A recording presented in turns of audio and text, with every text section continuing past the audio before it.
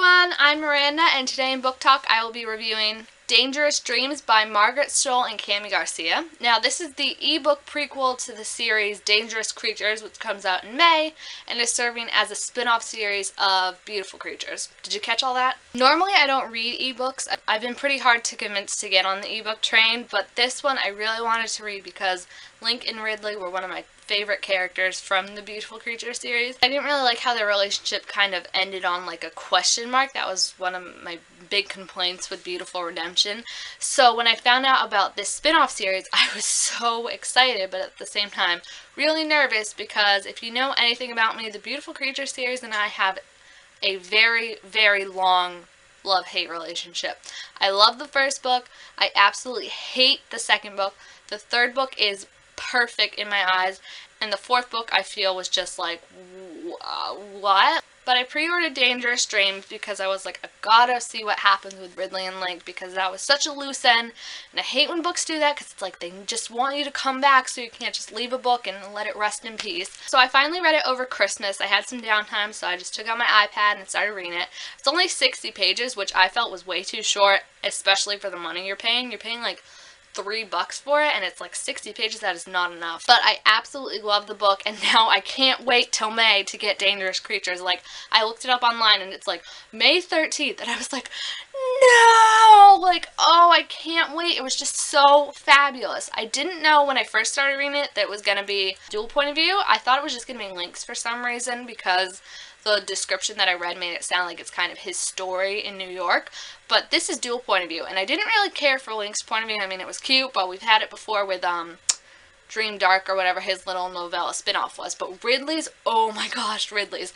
I would read a whole series just from her point of view because she is the best. And Ethan described her in the book as a good bad girl or a bad good girl, depending on the day, and I think that just totally like explains her personality so great, and especially this look inside her head that we get is just so funny. And we see how much she really cares about Link and like how everything works in her mind, and I can't wait. It ended on such a cliffhanger, kind of, the novella, where I was like, what's the next page? And then just ended, and I was like, now I have to wait till May. I can't do it. But if you haven't read the novella already, I don't want to spoil anything, so go read the novella and then come back and watch the rest of the video so I can talk about what actually happens in the book without getting hate mail that I ruined the story for someone. Alright, thanks! So like I said, the story itself is really short. It's only about 68 pages, I think. I don't have it with me right now. But it takes place basically over the summer in Gatlin, right? That's how you pronounce it. After Link, Lena, and Ethan graduate. And apparently Link can Celt now with Ethan and Lena. I didn't know that was a thing. Like, I just feel like that kind of came out of left field, and I was like, since when can he Celt? I mean, I read the books a little while ago, so maybe I forgot that part, but it was weird to me.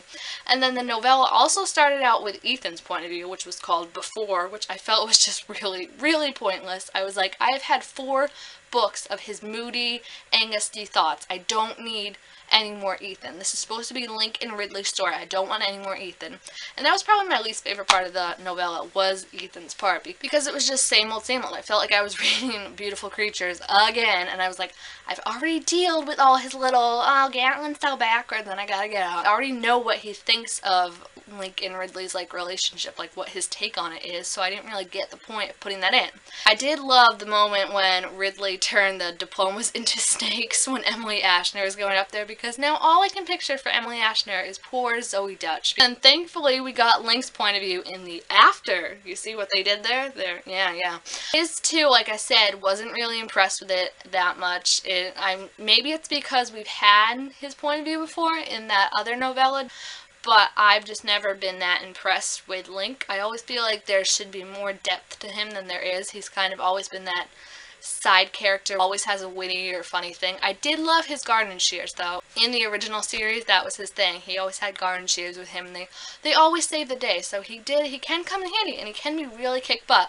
But I think the authors have to learn how to, like, apply his character, because he can have a lot of depth, and his, like, point of view can be more interesting, but from what I read in this one, it was just kind of like, it was like, okay, you love Ridley, she doesn't like you, blah blah blah. And then he told her he loved her, which I was like, that's a smart idea right there. Like, good job, buddy.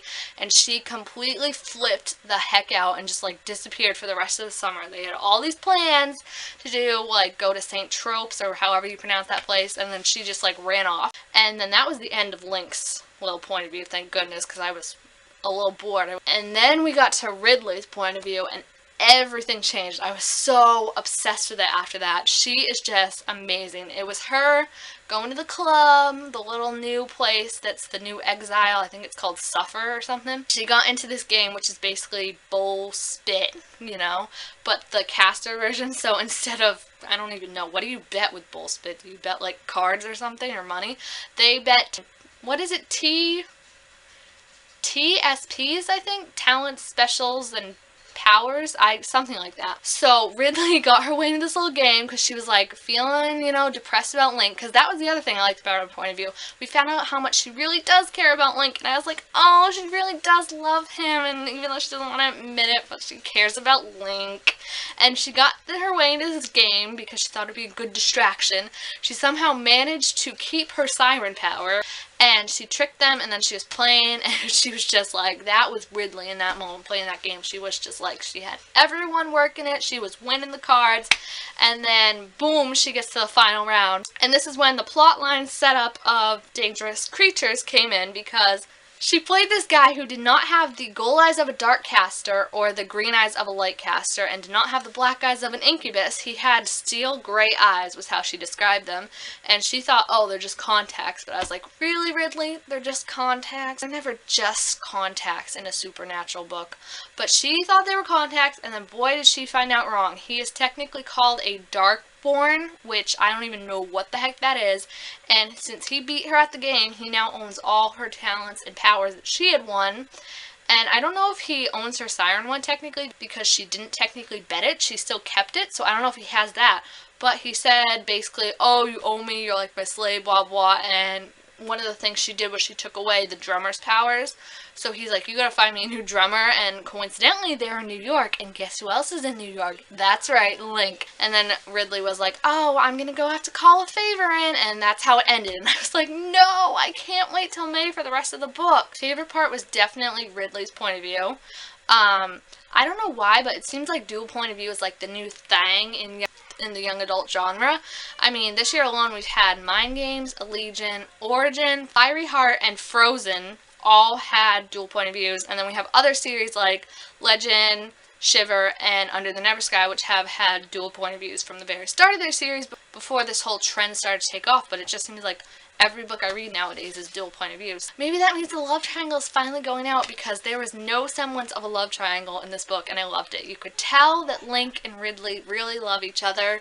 Link admitted it, and then when Ridley talked to Lena about how Link was doing, Lena was like, well, he's packing for New York. He said that some things aren't just meant to be, and that struck Ridley so hard. It's weird because Ridley's used to people giving up on her, but she's not used to people just like walking away, I guess, especially when it comes to boys. She's just used to them like throwing themselves at her feet. And when Link like told her he loved her, she was like, you don't really mean that, because she's heard it from a million other boys, and she said she's never said it to any single one of them. But I can tell you from her point of view, she really loves him, and it looks a lot more interesting than Ethan and Lena's relationship. That was the one part about Link that I really did like. He kept picking on Ethan and Lena. He's like, Ethan is so whipped, I would never be like that. And then it's like, he does anything Ridley says for him, basically. So I'm like, you are kind of that whipped. But overall, I would give the book 5 stars. If Dangerous Creatures is all from Ridley's point of view, and it's as good as Ridley's point of view was, this is going to be better than Beautiful Creatures. I'm saying it now. I was worried when they first announced it that it would be like pointless and just like, why are you making a spin-off series? Just let it die. But this ebook got me so pumped for it, and like I said, I can't wait till May. Like I have to find like something to do. I have to go to someone's house and find an extra copy of this, get an arc somehow. I need to know what happens, because the ebook just ended on such a good note, and it got me so pumped for the series. And there was a little like by little I mean like 1 or 2 page sneak preview of Dangerous Creatures on the back of this ebook, and that was also from Ridley's point of view, so that got me really excited. I can't contain my excitement for this series. I am so pumped. Like, this just moved up. This was like probably like 15 on my list of books to read for 2014, and now Dangerous Creatures is like in the top 5. Like, I cannot wait for this. I can't wait to see what happens. The premise sounds so much more interesting. I can't wait to find out what a Darkborn is. So far we know that they are resistant to siren powers, possibly all caster powers, probably all caster powers, and they have steel gray eyes, and they are very hot. No surprise there, because it's always the hot things that are the bad things for us. So, alright, if you've read the ebook, tell me what you thought. Are you as super pumped as I am? Because I am like, I mean, I might seem really exciting. You're like, oh, of course she's so excited, but like I said, Beautiful Creatures is not a pretty relationship that I have with that book. So Dangerous Creatures, I was just kind of like, and then when I read this, I was like, this could come in as one of my top favorite series. I don't know if it's supposed to be one book or more than one. I hope it doesn't drag out. I hope it's not like Beautiful Creatures. I hope it goes with this greatness that I've been reading. And Ridley's point of view, like I said, was fantastic. So if you've read it, please tell me what you thought. I really thought I wasn't going to like it, but this ebook totally changed my mind. I don't know how I'm going to wait till May. I need to find out what happens, and I need to read this book. It seems so good. So tell me what you guys thought in the comments. If you've read the book, if you've loved it, if you're like, I don't really know what you're talking about, Miranda, because you know that happens a lot. Just tell me what you thought, and please don't forget to like my video, comment my video, and subscribe to me, Reader Skeeter. Thank you all for watching, and I will see you in May for Dangerous Creatures if I don't pass out by then from excitement. So, alright, bye. Thank you for watching. Why can't it be May yet? But